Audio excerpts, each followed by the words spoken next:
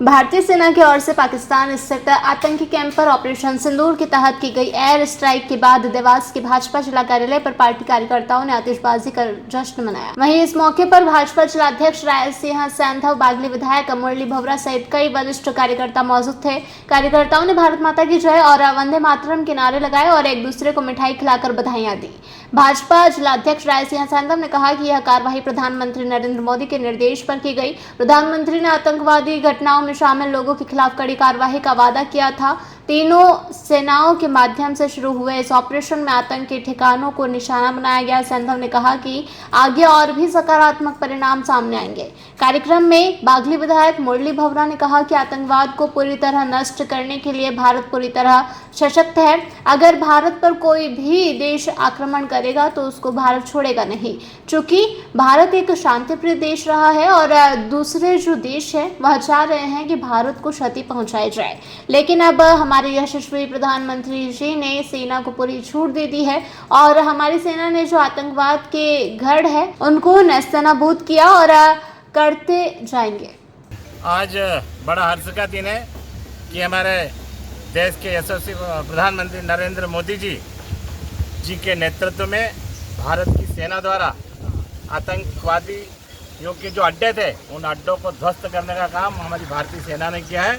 निश्चित रूप से कुछ दिन पूर्व हमारे देश के यशस्वी प्रधानमंत्री आदरणीय नरेंद्र मोदी जी ने अपने भाषणों में बोला था कि ये पाकिस्तान को मिट्टी में मिला दिया जाएगा। निश्चित रूप से पाकिस्तान को मिट्टी में मिला देने का समय आ गया है और आज हमारी केंद्र की सरकार और हमारी भारत की सेना मुस्तैदी के साथ केवल 30 मिनट में 9 अड्डों को समाप्त कर दिया है। निश्चित रूप से इस प्रकार के आतंकवादियों का समापन करने की आवश्यकता है और ऐसे आतंकियों को पूरे देश और पूरे विश्व से समाप्त किया जाएगा। उसके लिए हमारी सरकार लगातार लगी है और ऐसे आतंकवादियों को मुंहतोड़ जवाब देने की आवश्यकता थी और वो पूरी हुई है। मतलब थल सेना, जल सेना और वायु सेना तीनों का एक साथ, तीनों सेनाओं के माध्यम से ये सारा काम पूरा होगा। तो ऑपरेशन की अभी शुरुआत हुई है, आगे और आप देखते रहिए। निश्चित रूप से बहुत अच्छा परिणाम आने वाला है भारत वर्ष के लिए और ये देश विश्व गुरु कहलाने वाला देश है और वास्तव में ये देश हमारा शक्तिशाली देश पुनः स्थापित होगा। मतलब आखिरी सवाल, मोदी जी ने कहा था किसी को छोड़ूंगा नहीं।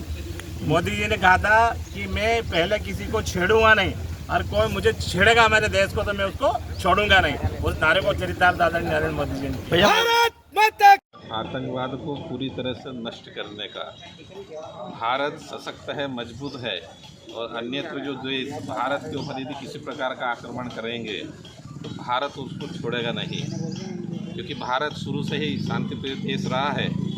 लेकिन दूसरे जो देश हैं वो चाह रहे हैं कि भारत को कहीं ना कहीं क्षति पहुँचाई जाए, नुकसान पहुँचाया जाए। लेकिन अब हमारे देश के यशस्वी प्रधानमंत्री जी ने तीनों सेना प्रमुखों को पूर्ण रूप से छूट दे दी है और वो उन आतंकवाद के जो गढ़ हैं उनको नस्तनाबूद करें और वापस भारत शक्तिशाली समर्थ राष्ट्र के रूप में पूरे विश्व में उभर रहा है और भारत को अनेक राष्ट्रों का समर्थन भी प्राप्त है। हम इन आतंकवादी गतिविधियों को जड़ से ख़त्म करने का हमारा ये पूर्ण निश्चय है और वो प्रारंभ हो चुका है। भैया, मोदी जी ने कहा था कि जो आतंकी के ठिकाने मिट्टी में मिला देंगे और कहीं ना कहीं आतंकी ठिकाने मिट्टी में मिल गए हैं। अब आप सोशल मीडिया के माध्यम से, प्रिंट मीडिया के माध्यम से इस सारी चीज़ों को देख भी रहे हैं। भारत के जो आक्रमण हुए हैं उनको पाकिस्तान की जो मीडिया किस प्रकार से बता रही है उसके वीडियो हम समझ आए भी हैं और लगभग 9 ठिकानों के ऊपर आक्रमण हुए हैं और आक्रमण के बाद अनेक लोग वहाँ साथ हुए हैं, आतंकवादी ठिकाने नष्ट हुए हैं। देवास से ब्यूरो चीफ अभिषेक सोनी की रिपोर्ट।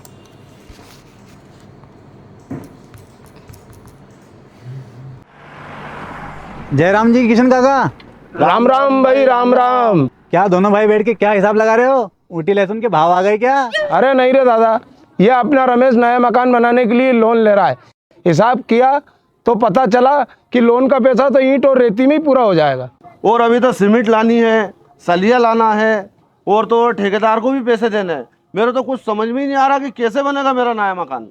अरे किशन काका, कहाँ इन रेत, सीमेंट और लाल ईंटों के चक्कर में पड़ रहे हो? मेरी बात मानो तो अपने घर को बाबजी एएसी ब्लॉक से बनवाओ। इसमें ना सीमेंट और रेत की जरूरत होती है, ना ही तराई करने की झंझट, और लाल ईंटों के मुकाबले आपका मकान काफी तेजी से बनकर तैयार हो जाएगा। इससे आपके पैसे तो बचेंगे ही, साथ ही मजबूती ऐसी कि सालों साल देखने की जरूरत नहीं। और इससे आप अपना मकान ही नहीं, कुएं और खेत की बाउंड्री वॉल भी बनवा सकते हो, जिससे रोजड़ों की समस्या भी खत्म हो जाएगी। वाह भाई, ये तो कमाल की चीज है। फिर तो मैं अपना घर बाबजी ब्लॉक से ही बनवाऊंगा। और मैं अपने खेत की बाउंड्री वाल। ज्यादा जानकारी के लिए स्क्रीन पर दिए गए नंबर पर अभी कॉल करें। बाबजी एएससी ब्लॉक्स, स्टील से मजबूती।